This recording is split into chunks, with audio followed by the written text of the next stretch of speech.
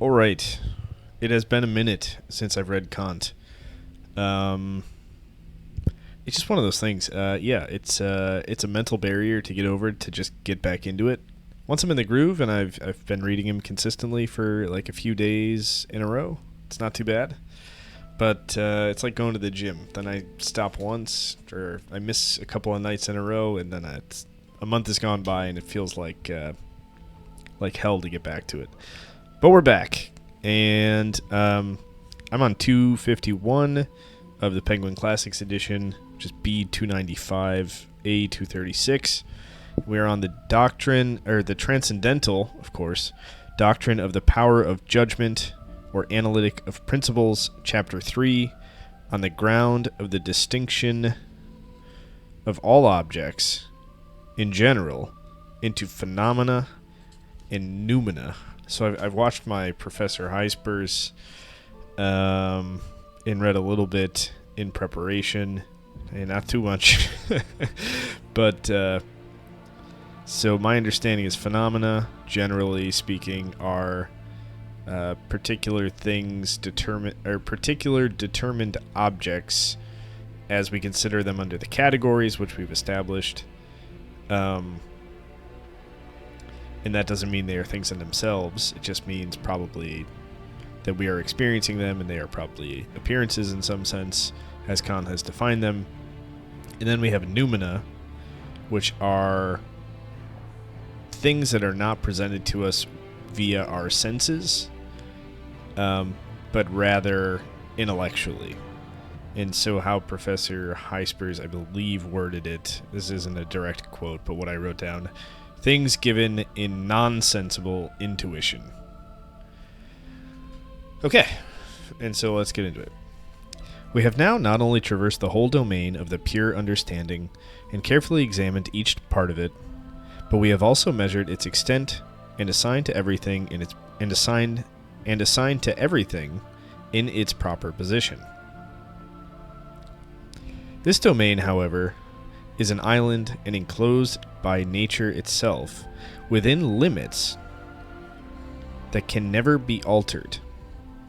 It is the country of truth, a very charming name, but surrounded by a wide and stormy ocean, a true home of illusion with an I, where many a fog bank and fast melting ice floe tempts us to believe in new lands, while constantly deceiving the adventurous mariner with vain hopes, and involving him in adventures which he can never abandon, and yet can never bring to an end. Just to preview really quick, I think my understanding is noumena are things that are given to us outside of sense. It sounds like something that empiricists would kind of reject out of hand as not possible and not really possible to talk about even, maybe. And I think Wittgenstein would make this point. That's what Professor Gijsbers says, and I think this is kind of Wittgenstein's main point.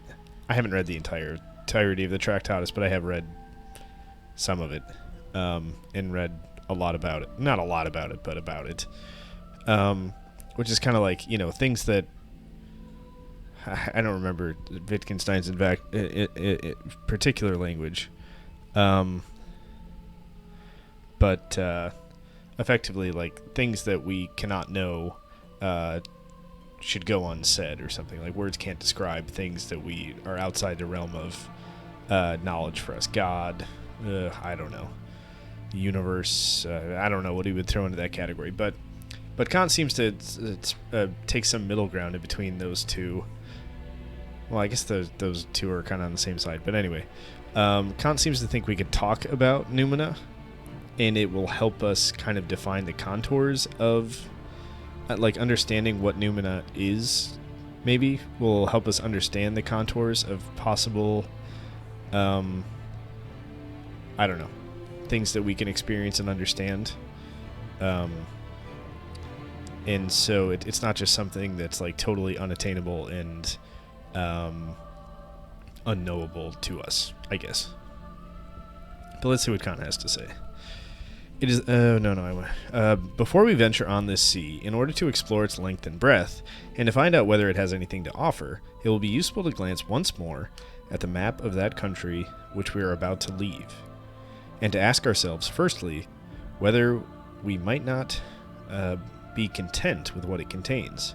Nay, whether we must not be content with it, supposing that there is no solid ground anywhere else on which we could settle. Secondly, by what title we possess even that domain, and may consider ourselves safe against all hostile claims.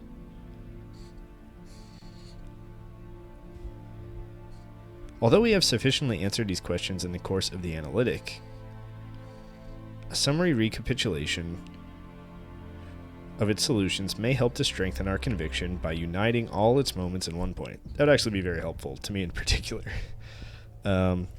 We have seen that the understanding possesses everything which it draws from itself, without borrowing it from experience.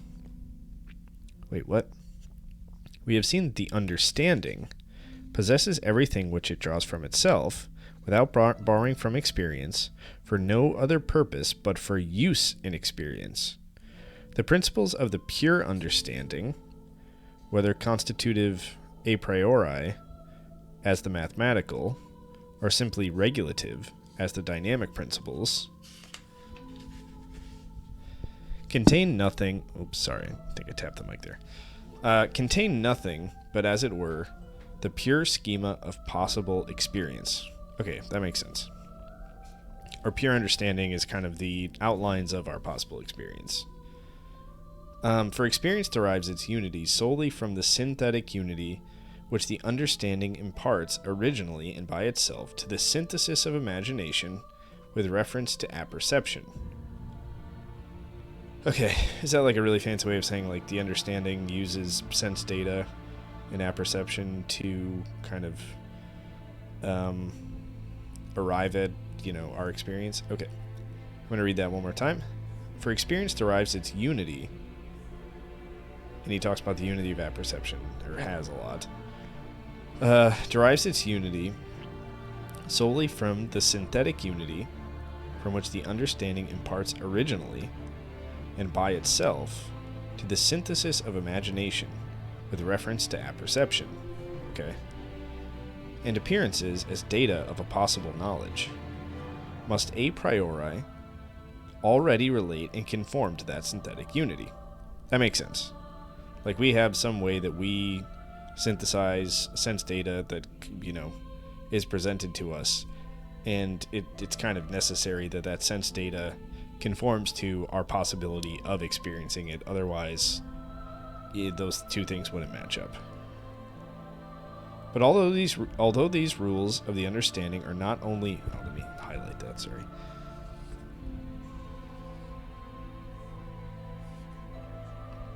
But although these rules of the understanding are not only true a priori, but are the very source of all truth,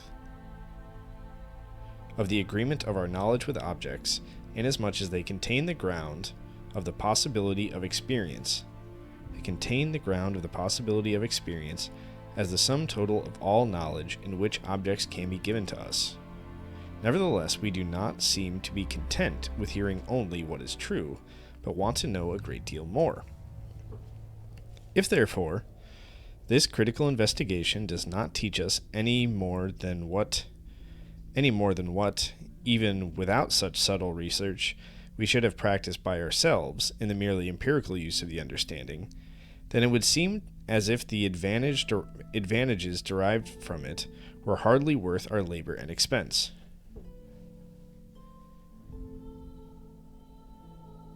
Right, if this is just telling us what we experience empirically, like, it's not super helpful. There's got to be something more it's doing than that. I think it's what Kant is saying.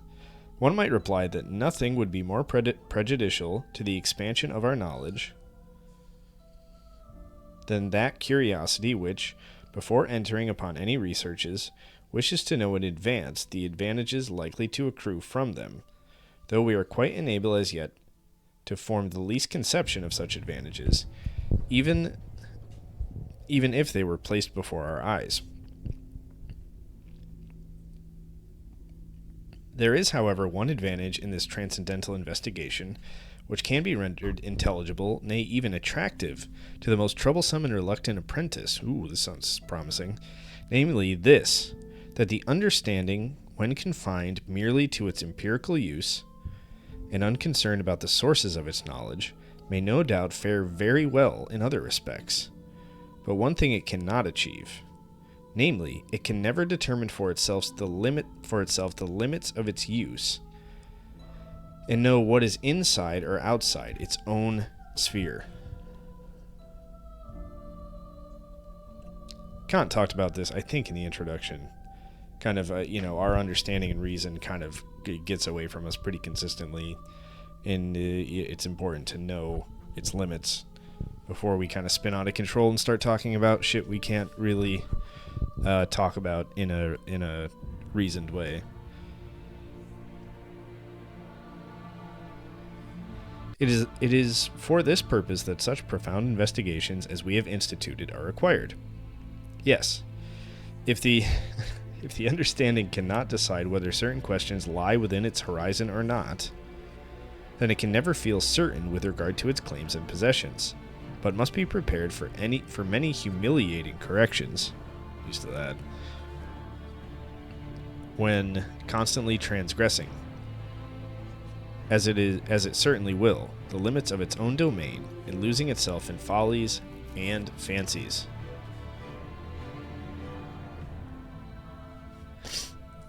That the understanding cannot make any but an empirical and never a transcendental use of all its a priori principles, indeed of all its concepts, is a proposition that, if thoroughly understood, leads us to most important consequences.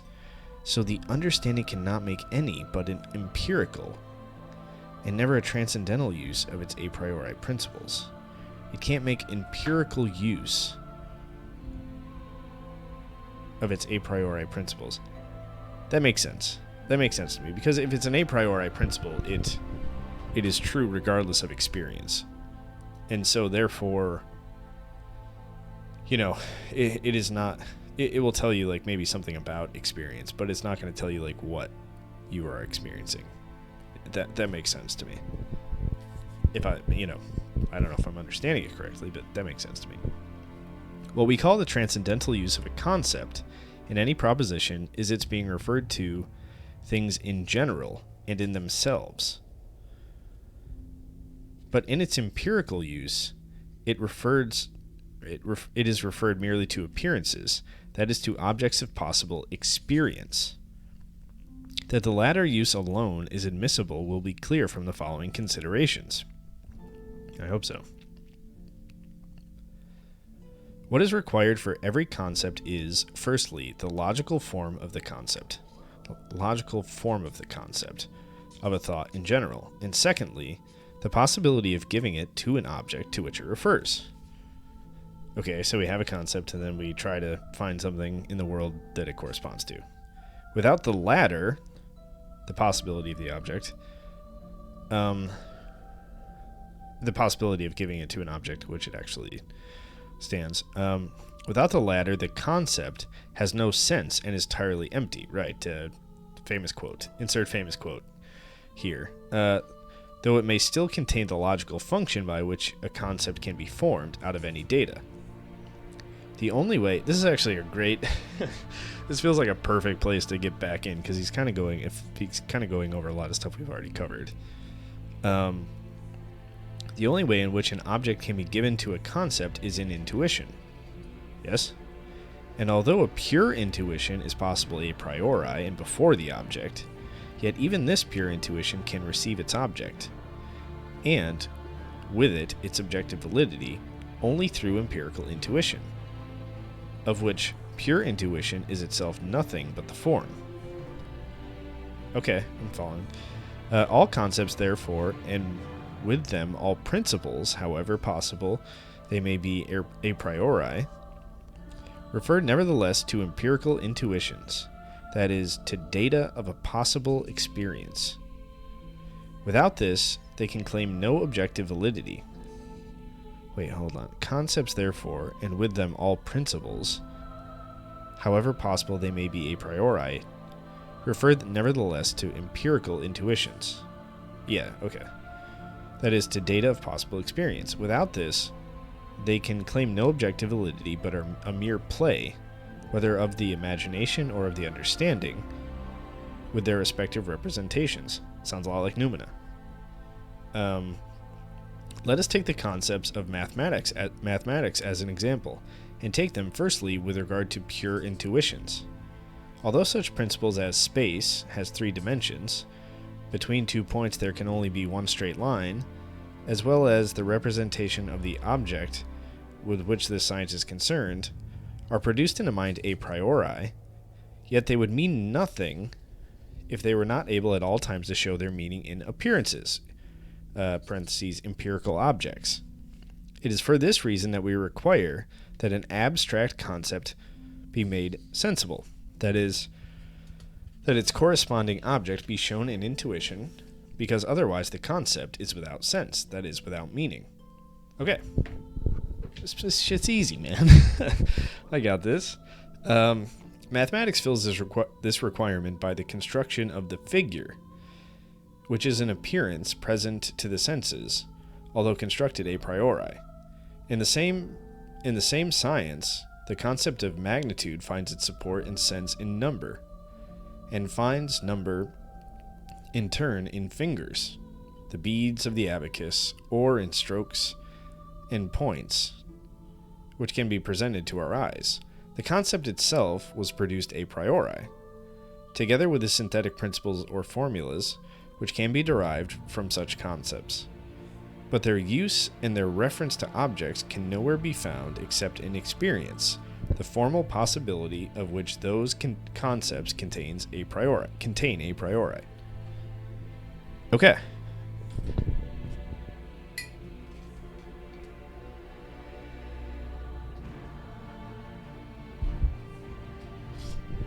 Sorry, I had to have some coffee. That this is the case with all categories, and with all the principles drawn from them, becomes evident from the fact that we could not define any one of them really, that is, make comprehensible the possibility of its object, without at once having recourse to the conditions of sensibility, and so to the form of appearances. Okay, and so this is true with the categories too, as Kant laid them out. Without, an actual reality and sensibility for them to correspond to, the categories would be meaningless. That's the whole point of them, and just concepts in general, but obviously that applies to categories too. To these appearances, as their only object, these categories must therefore be restricted. For if we take away these conditions, then all meaning, that is, any reference to an object, is gone. And there is no example we could use to make it understandable to ourselves just what kind of thing we could be meant by such concepts.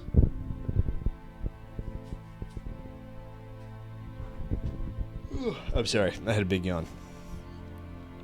No one can explain the concept of magnitude in general, except it may be by saying that it is the determination of an object which we may know how many times a unit is posited in it. But this how many times is based on successive repetition, that is, on time, and on the synthesis of the homogeneous in time. Reality, again, can be explained in contrast to a negation only if we think of a time as the sum total of all being that is either filled or empty. Were I to leave out permanence, which means existence at all times, nothing would remain in my concept of substance but the logical representation of a subject, a representation which I think I can realize by imagining something which can exist only as subject. Okay. And I think this is kind of what he was talking about with the three... Was it the three... one of the three examples... What were they called? Oh, gosh. The three hypotheses, the three... Doesn't matter. For analogies. So, like, you couldn't have concepts of, like, size or whatever. He's talking about, what was the thing?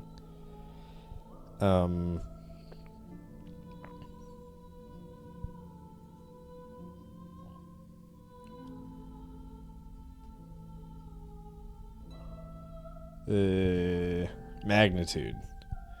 If you didn't have, like, if matter wasn't consistent from point to point. Otherwise, you know, if things weren't that consistent, I guess, like, the concept itself would not hold up. Okay. But in this case, we should not only be ignorant of all the conditions under which this logical distinction could belong to anything, but we should be able to make any use of it or draw any inference from it. For no object whatever is thus determined for the use of the concept of substance, and so no one can tell whether such a concept has any meaning at all. This makes sense. Okay, I kind of fumbled over that last part explaining it, but I think this kind of makes sense. If objects aren't consistent and constantly present and kind of presented to our senses, then the things that we ascribe to them would kind of be, not necessarily true or definable, because they could just change from one second to the next. So anyway,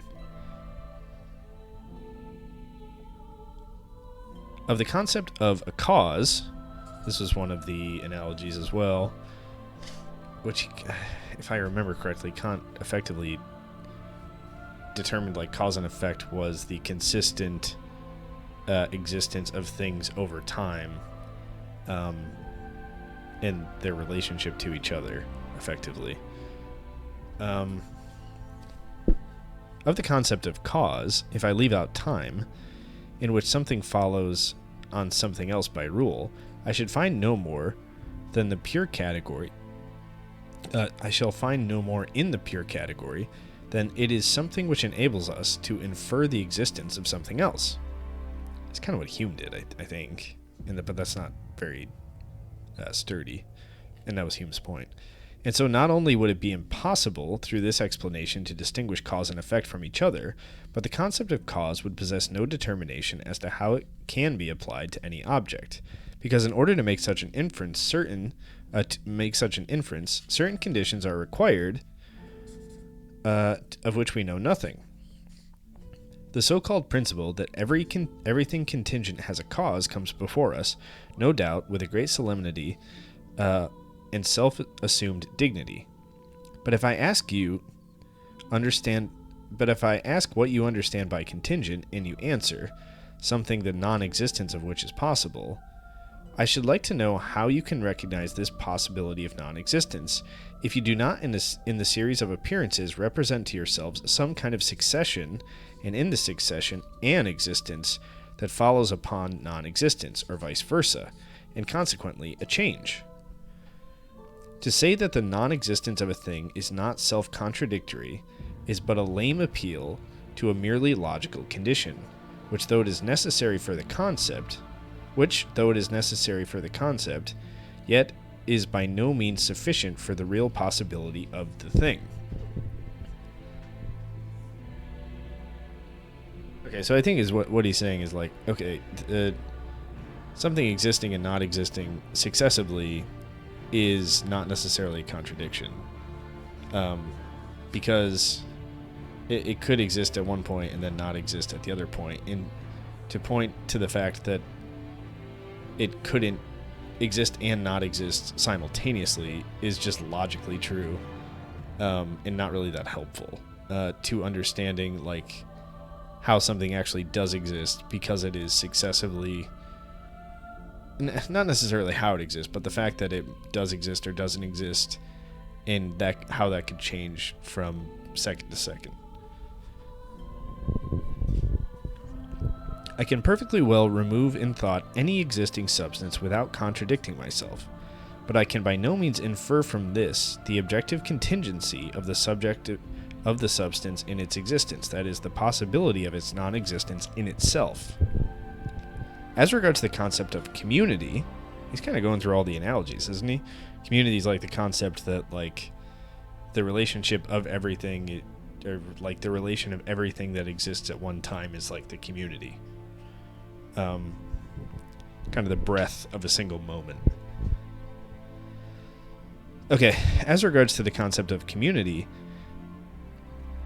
it is easy to see that as the pure categories of substance and causality admit of no explanation that would determine their object. Neither could such an explanation apply to reciprocal causality in the relation of substances to one another. Commercium, Latin. Smart. As for possibility, existence, and necessity, no one has yet been able to explain them, except by a manifest tautology, as long as their definition was to be exclusively drawn from the pure understanding. To substitute the logical possibility of the concept, e.g., where the concept does not contradict itself, for the transcendental possibility of things, where an object corresponds to a concept, is a quibble, such as could only deceive and satisfy the inexperienced. From this, it follows, incontestably, that pure concepts of the understanding, I think is the really important part, pure concepts of the understanding never admit of a transcendental, but always only of an empirical use, and that the principles of the pure understanding can only be referred, with regard to the general conditions of possible experience, to objects of the senses, and never to things in general, never without regard to the manner in which we may intuit them. Okay, I think the point that he's kind of making is these transcendental ideas of objects and everything else, like, they're not that useful, like, separate and apart from, it's kind of weird because they are separate and apart from experience, but they're just talking about, like, general things that kind of shape our experience, but when they're only useful insofar as they actually tell us about actual experience, and they can be, and I think he's just provided a few examples, and that's the point of it, of where they don't necessarily have to be the case outside of experience. Logical, I guess outside of logical requirements, like the non-contradiction.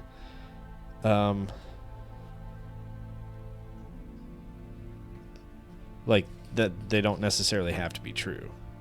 And even, frankly, some contradictions can't be true. Like, something could exist and then not exist if it's just on different at different times. So and I think he's just trying to ground the categories and the transcendental stuff in actual experience, and that's kind of only when we can actually use it in a in a strong way that's not can't be undercut. I guess it could be undercut, but can't just be picked apart logically. The transcendental analytic has therefore yielded this important result, namely that the understanding can a priori never do more than anticipate the form of a possible experience in general, and as nothing that is not appearance can be an object of experience, it follows that the understanding can never go beyond the limits of sensibility with which objects are given to us. Interesting. And so the understanding can do a lot of different things outside of experience. Well, I guess that would be the point. Like, the understanding can tell us things about the possible experience, like the form of experience and maybe the potentialities, but, like, it can't really actually tell us anything outside of sensibility. Like, that's what we actually can use it for. Otherwise, it's just kind of hypothetical, just, and not useful.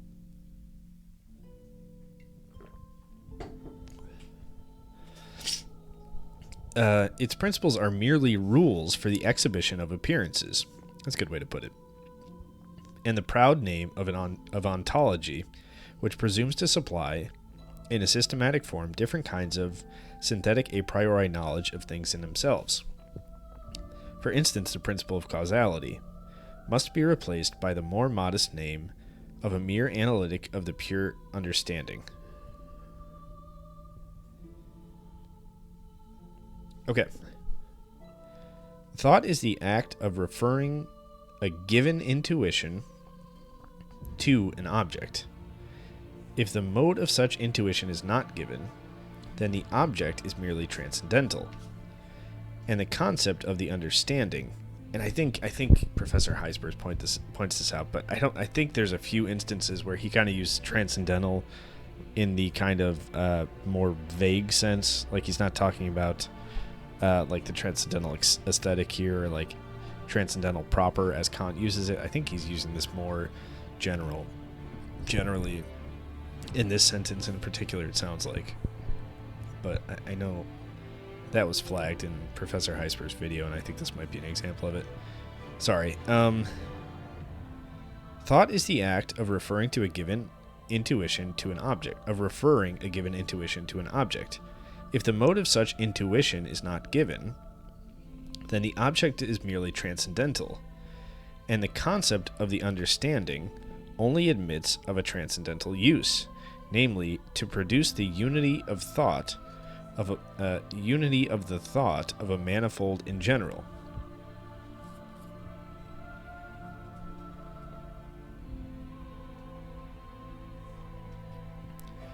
Through a pure category, therefore, in which abstraction is made from every condition of sensible intuition, the only intuition that is possible for us, no object is determined. Okay, yeah, that makes sense. A pure category expresses only the thought of an object in general according to different modes. Now, if we want to use a concept, we also require a function of the power of judgment, by which an object is subsumed under the concept, right? And hence we require at least the formal condition under which something can be given in intuition. Right, so we have a concept, and then there has to be some object that corresponds to that concept in order for that concept to actually have any meaning. And then we look for something actual, in the world that corresponds to the two dots. The straight line is the shortest, or the only connection between two dots, or straight connection between two dots, stuff like that. And then we can actually draw one in the world, and that actually makes it real and useful. If this condition of the power of judgment schema is wanting, then all subsumption becomes impossible, for in that case nothing is given that could be subsumed under the concept. The merely transcendental use of the categories, therefore, is in fact no use at all, and has no determinate or even, with regard to its form, determinable object. Hence it follows that the pure category is also unfit for any synthetic a priori principle, and that the principles of the pure understanding are only of empirical but never of transcendental use. But there can be no synthetic a priori principles at all beyond the field of possible experience.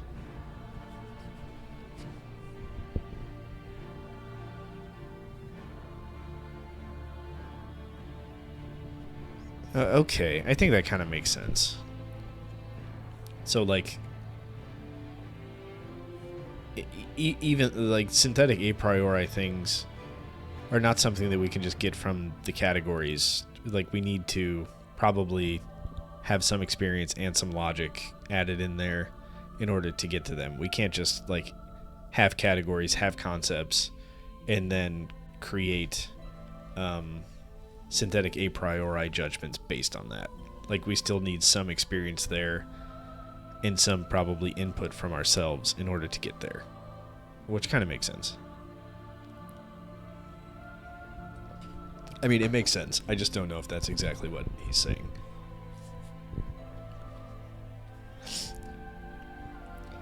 It might therefore be advisable to express ourselves as follows. The pure categories, without formal conditions of sensibility, have only a transcendental meaning. That makes sense. Okay. But do not admit of a transcendental use. For such use is itself impossible, because the categories lack all conditions of being used in judgments, that is, the formal conditions of the subsumption of any supposed object under these concepts. Yes. As therefore they, therefore, they, as merely pure categories, are not meant to be used empirically, and cannot be used transcendentally, they admit, if separated from sensibility, of no use at all. That is, they cannot be applied to any supposed object. Yeah, that is kind of weird.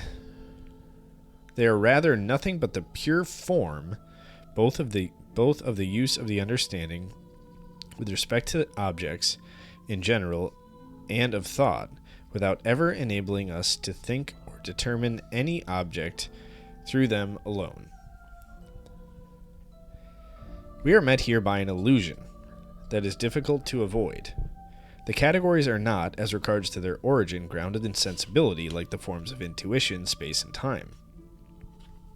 The categories are not, as regard to their origin, grounded in sensibility like the forms of intuition, space, and time. And they seem, therefore, to admit of an application extending beyond the objects of the senses. But, on the other side, they are nothing but the forms of thought. It's my elbow cracking.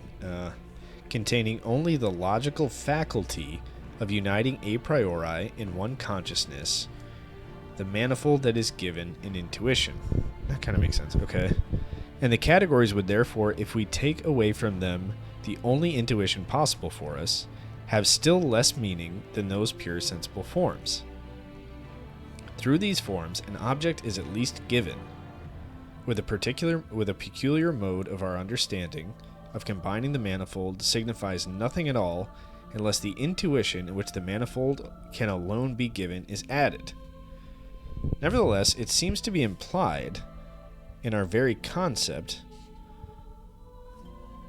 that if we call certain objects as appearances, beings of sense, phenomena, that's in the title, by distinguishing the mode in which we intuit them from the nature of those objects in themselves, then we may either take the same objects in that latter capacity, although we do not so intuit them, or take other possible things which are not objects of our senses at all, but are thoughts as objects merely through the understanding, and contrast them with beings of sense, calling them beings of the understanding. Noumena. It's a fucking long sentence. Okay. So I think what he's trying to get at is like phenomena is something we experience, right? Through our senses. And the categories can be applied to that. But we cannot apply the categories to anything without the sense data / experience. However, I think what he's setting up here is like, but it seems possible that if there's something called noumena, which actually doesn't require any of the sense data or experience, then, like I said, it seems possible that we would be able to take that and maybe apply the categories without experience. I mean, we can't experience that stuff, right? It is outside the realms of our senses, and therefore, in a way, like, I don't know what that means, like what the upshot of that would be. So, like, okay, I have some imaginary thing that doesn't exist. I could apply the categories to that. Like, I don't know, but that seems to be what he's implying here. But let's see what he says. The question then arises whether our pure concepts of the understanding might not possess some meaning with regard to these beings of the understanding, and constitute a mode of knowing them. Okay. At the very outset, however, we meet with an ambiguity which may cause great misapprehension. Yeah. The understanding, by calling an object in one aspect merely a phenomenon, forms for itself, apart from this aspect, another representation of an object in itself, and imagines itself to form concepts of such an object. What the fuck? What? Sorry. The understanding, by calling an object in one aspect merely a phenomenon, okay? And like phenomenon, they're like appearances, not necessarily things in themselves. I think it's kind of what he's teasing out a little bit. So again, the understanding, by calling an object in one aspect merely a phenomenon, forms for itself, apart from this aspect, another representation of an object in itself. Okay? And imagines itself able to form concepts of such an object. Okay, so the understanding forms experiences an appearance, but also forms another representation of the object in itself, even though we can't know or experience that necessarily, and imagines itself able to form concepts of the thing in itself. Okay, Kant. So let's follow this up. As then the understanding yields no other concepts. But wait. But we couldn't do that, right? Because he just said that the concepts and the categories require experience in order to be helpful, but we can't actually experience the thing in and of itself. So how could we then apply the concepts apply concepts and or categories to a thing in itself? Yeah. I don't know. As then the understanding yields no other concepts but the categories, it supposes that the object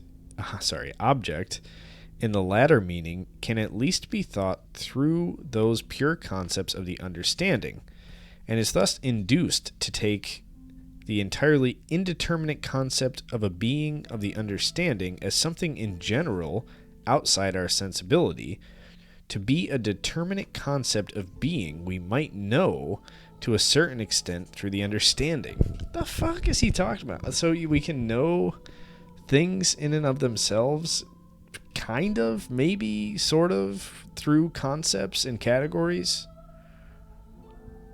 If we think really hard? I think he's going for the thing I said. Like where it's, okay, if they're Noumena, then, we don't need experience to do it, so maybe we can tell something about them without sense experience, since they don't even have any sense experience, like, definitionally. Okay. Alright, so I've read 7 pages. It's been 43 minutes. Okay, we're having fun now. If by noumenon, cool word, we mean a thing insofar as it is not an object of our sensible intuition. That's right. See? I got that one right.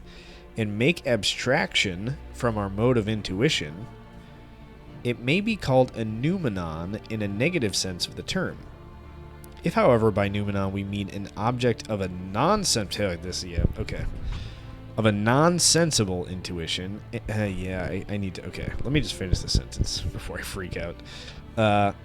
If, however, by noumenon we mean an object of a non-sensible intuition, and admit thereby a special mode of intuition, namely the intellectual mode, which, however, is not our own, nor one which we can understand even the possibility, then this would be the noumenon in a positive sense of the term. Okay, so he's distinguishing between something that's not an object of our sensible intuition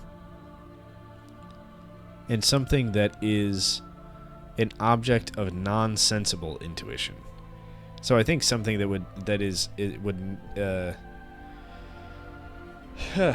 the lawyer in me seems to understand this. So a thing, insofar as it is not an object of sensible intuition, would mean something that lays outside of and is not sensible to us. Just something that we can't sense. Whereas an object of non-sensible intuition would be some form of intuition that is maybe possible. We certainly don't have it, but there may be some intuition we're not aware of outside of our senses that could tell us about this thing in itself. This seems wild, man. Okay, so what? So what, man? All right. This is crazy. It's kind of weird. I don't know where he's going with this. The doctrine of sensibility is at the same time the doctrine of noumena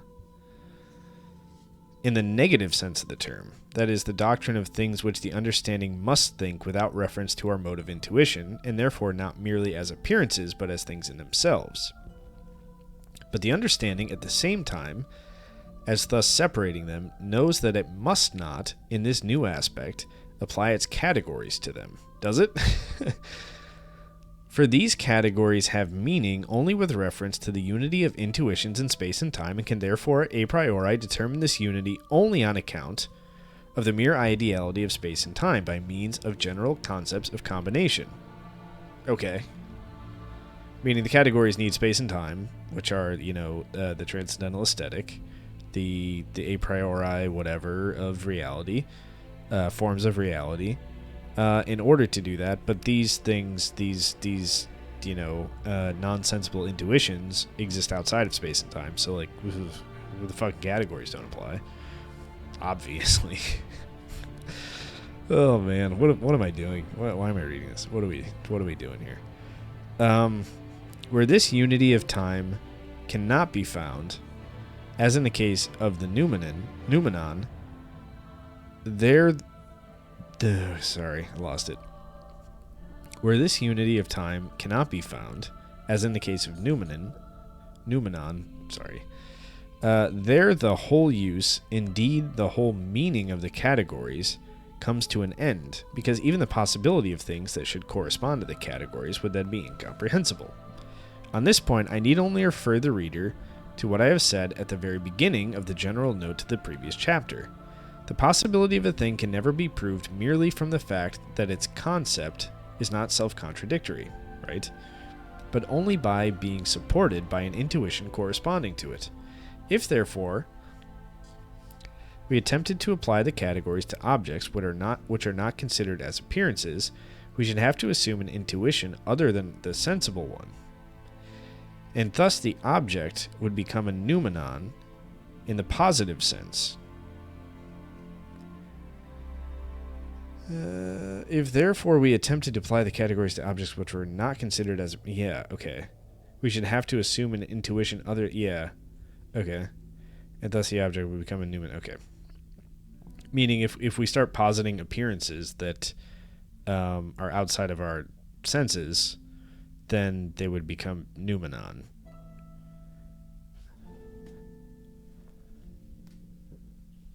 In the positive sense would be an object of non-sensible intuition, right? Because we're not saying that it's not something that is sensible. We're saying that it's something outside of our... Because there is a thing in of itself in this hypothetical.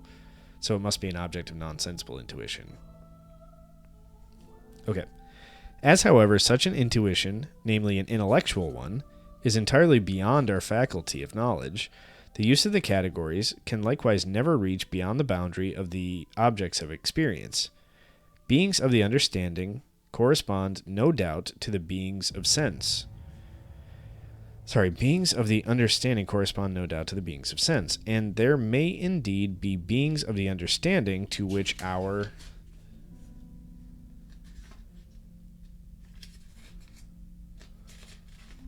So I'm taking a peek at how much... Okay, we're getting there. Sorry. Beings of the understanding correspond, no doubt, to the beings of sense, and there may indeed be beings of the understanding to which our sensible faculty of intuition has no reference at all. Makes sense. But our concepts of the understanding, being mere forms of thought for our sensible intuition, do not reach thus far. That makes sense. And so what is called a noumenon by us must be understood in general only in a negative sense. That makes sense. We can't really know if there's positive noumenon. All right. If all thought through categories is taken away from empirical knowledge, no knowledge of any object remains.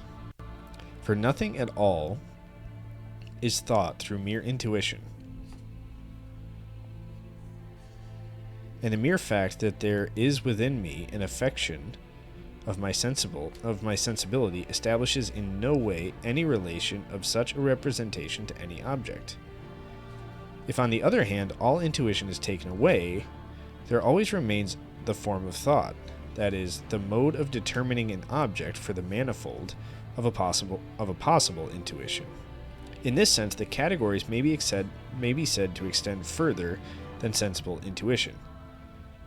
Right, so meaning like the categories apply only to things insofar as they can be applied to a specific object in the world.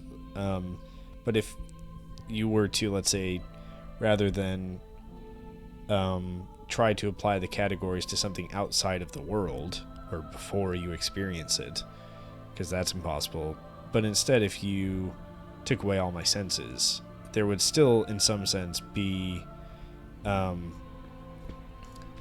you would still have the categories, even though you had nothing to apply them to, and you could still know some things about the world. So in that sense, I think is what he's saying is the categories are broader than our sensible intuition. Maybe. In this sense, the categories may be said to extend further than sensible intuition, because they think objects in general without any regard to the special mode of sensibility in which they may be given. But they do not thus determine a larger sphere of objects, for we cannot assume that such objects can be given without presupposing the possibility of some other kind of intuition besides the sensible one. And this we are in no way justified to do. I agree. I call a concept problematic if it contains no contradiction, and as limiting other concepts, it is connected with other kinds of knowledge, while its objective reality cannot be known in any way. Yeah, okay. So it's beyond the law of non-contradiction, so it could exist possibly. However, its objective reality cannot be known in any way, but we don't have like an objective verification of it or representation of it. Okay, now the concept of noumenon, that is, of a thing which can never be thought as an object of the senses, but only as a thing in itself, solely through pure understanding, is in no way contradictory. For we cannot maintain that sensibility is the only possible kind of intuition. Right. And noumenon can exist in any kind of way. We have no idea. So, yeah. The concept of a noumenon is also necessary to prevent sensible intuition from extending to things in themselves. Interesting. Okay. And so we need something to throw the category of... There are things that fall into the category of noumenon in order to prevent our sensible intuition from trying to talk about those things, or cover those things. That is, in order to limit the objective validity of sensible knowledge. For all the rest to which sensible intuition does not extend is called noumenon, for the very purpose of showing that sensible knowledge cannot extend its domain over everything that can be thought by the understanding. But after after all, we cannot understand the possibility of such noumena, and the domain beyond the sphere of appearances is to us empty.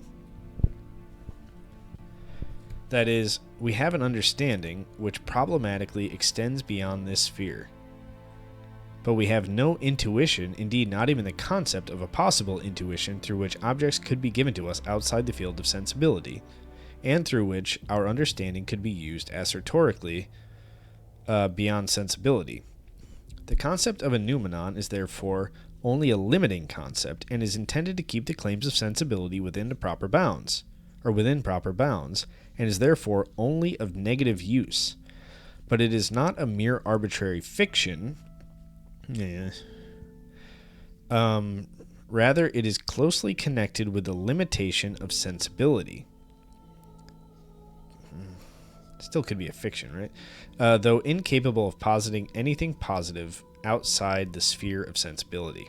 Okay, I'm following this so far. I'm feeling pretty good. I don't know what he's going to do with it, but it makes sense so far, logically at least. The division of objects into phenomena and noumena, and of the world into a world of sense and a world of the understanding, is therefore quite inadmissible in a positive sense. Although concepts may very well be divided into sensible and intellectual. For no objects can be determined for these intellectual concepts, nor can they be asserted as objectively valid. Right? If we abandon the senses, how are we to make it conceivable that our categories, which would be the only remaining concepts for noumena, have any meaning at all, considering that in order to refer them to some object, something more must be given than the mere unity of thought, namely, a possible intuition to which the categories can be applied. With all this, the concept of a noumenon, if taken only problematically, remains not only admissible as a concept to limit the sphere of sensibility, indispensable. Totally lost that. Sorry.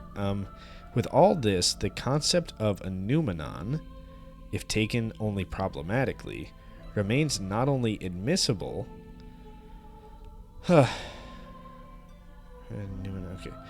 but as a concept to limit the sphere of sensibility, indispensable. Right, okay.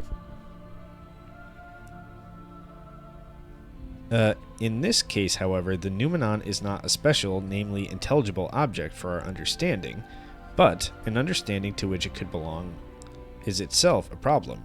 For if we ask how it could know its object, not discursively through categories, but intuitively in nonsensible intuition, of such an understanding we cannot represent to ourselves even the bare possibility.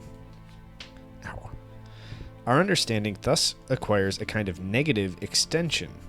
That is, it is not limited by sensibility, but on the contrary, it limits sensibility by calling things in themselves, not considered as appearances, noumena. In doing so, it immediately proceeds to prescribe limits to itself. It admits that it cannot know these noumena by means of the categories, but can only think them under the name of an unknown something. Okay. I need some coffee. It's 10:30. Still plugging away. We got 2 pages left. A page and a half. So like 40 minutes. In the writings of modern philosophers, however, I meet with a totally different use of the terms mundus sensibilis and intelligibilis. Footnote, we must not, in place of the expression mundus intelligibilis, speak of an intellectual word, as is often done in German exposition. For only knowledge can be intellectual or sensory.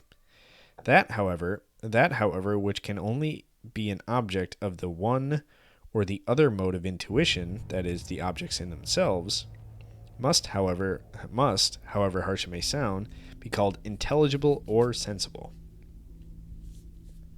Yeah, okay. Right. I'm going to start that, back to the body paragraph, start that sentence over. In the writings of modern philosophers, however, I meet with a totally different use of the term mundus sensibilis and intelligibilis, deviating altogether from the meaning assigned to those terms by the ancients. In this use, all difficulty seems to disappear. I'm going to put my standing desk up if you can hear that. Sorry. In this use, all difficulty seems to disappear. But the fact that there remains nothing but a mere playing with words, in accordance with this use, some people have been pleased to call the sum total of appearances, insofar as it is intuited, the world of sense. But insofar as the connection of appearances is thought, according to general laws of the understanding, they call it the world of the understanding. Theoretical astronomy, which teaches merely the observation of the starry heavens, would represent the former world. The latter, namely a purely intelligible world, on the contrary, would be represented by contemplative astronomy, taught according to the Copernican system, or maybe according to Newton's laws of gravitation. But this twisting of words is a mere sophistical excuse to avoid a troublesome question by changing its meaning according to one's own convenience. Understanding and reason can indeed be applied to appearances, but it is very questionable whether they can be applied to an object which is not appearance but noumenon. Sorry, I need to highlight that, even though we've covered it like 50 times now. And it is this meaning that the object is taken, and it is in this meaning that the object is taken when it is represented as in itself merely intelligible, that is given only to the understanding and not to the senses.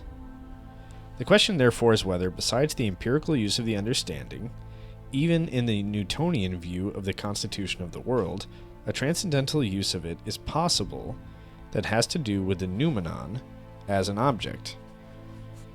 And this question we have answered negatively.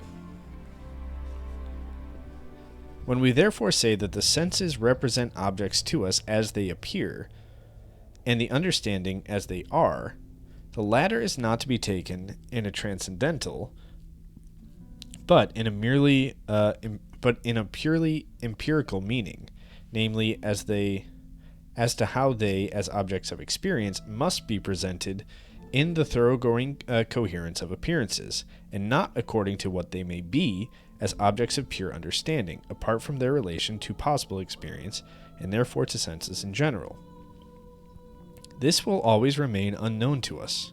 Nay, we shall never know whether such a transcendental and exceptional knowledge is possible at all, at least as a knowledge that is subject to our ordinary categories. With us, understanding and sensibility can determine objects only in combination.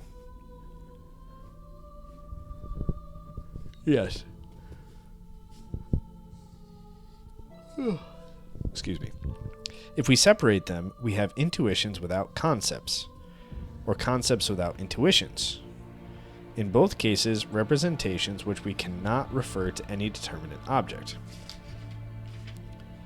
If, after all these arguments, anybody should still hesitate to abandon the merely transcendental use of the categories, let him try an experiment with them in a synthetic proposition. An analytic proposition does not in the least advance the understanding. Right? And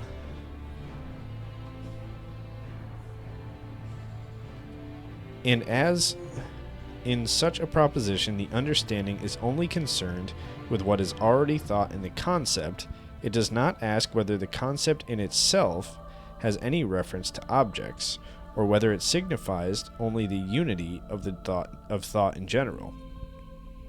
Parentheses, complete abstraction being made from the manner in which an object may be given. The understanding, in fact, is satisfied if it knows what is contained in the concept. It is indifferent as to what the concept may apply to. Yes. But let him try to experiment with any synthetic and so-called transcendental principle, as for instance, everything that exists as a substance everything that exists as a substance or as a determination adhering to it, or everything contingent exists as an effect of some other thing, namely its cause. Now I ask, whence can the understanding take these synthetic propositions, since the concepts are to apply not to some possible experience, but to things in themselves, noumena? Yeah, you can't do that with noumena. I probably couldn't do that with substance either, but like real stuff. But where is that third something to be found that is always required for a synthetic proposition in order thus to connect concepts which have no logical analytical relation with one another? I don't know. It will be impossible to prove such a proposition.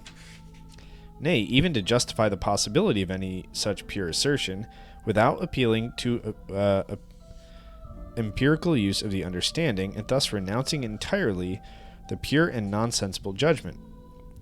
Thus the concept of pure and merely intelligible objects is completely lacking in all principles of its application, for we cannot think of any way in which such intelligible objects could be given, and the problematic thought which leaves a place open for them serves only like empty space to limit the sphere of empirical principles without containing or indicating any other object of knowledge beyond that sphere. Okay, I think that was actually pretty, like, a pretty straightforward section. I don't know. It kind of makes sense. Kant seems. I mean, he has been very concerned since the beginning of the book with this idea of like using reason to reason things that can't be reasoned, and to answer questions that just are beyond our capabilities. And so he's kind of going back to this and revisiting it. It's kind of a summary, but also I assume he's setting up the analytic, but also he's, actually setting the bounds in a way which you probably couldn't have done before this, of what we actually can tell about reality and stuff based on what we've learned, and marking the outer bounds of that with the Noumena. So yeah, this was actually really great. Got knocked out 13 pages. Feels good. And I was a little nervous at start. I was like, oh god. My worry is I'm just going to get back into this and it's going to be like reading a different language, and I'm just like totally overwhelmed and not getting it. But yeah, it was good to get back to this, and I'll try to keep going. Next is the appendix of the amphiboly of the concepts of reflection owing to the confusion of the empirical with the transcendental use of the understanding. And my understanding is this is like some sort of response to Leibniz's view of some shit. So it should be interesting. Yeah.